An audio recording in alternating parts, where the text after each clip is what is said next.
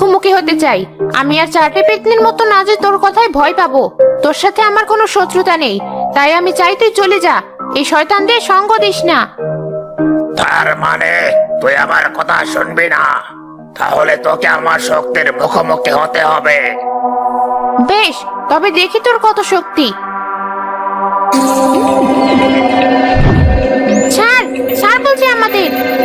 মা, আমার অনেক কষ্ট হচ্ছে, এই বলয় আমার শরীর পুড়ে যাচ্ছে।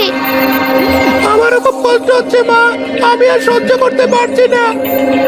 আমার সন্তানদের আর কষ্ট দিস না, ওরা অনেক কষ্ট পেয়েছে, আর কষ্ট দিস না। বেশ, দেব না। তাহলে চলে যা তোরা এই গ্রাম ছেড়ে। বেশ, তাই যাব, তবু আমাদের আর কোনো ক্ষতি করিস না।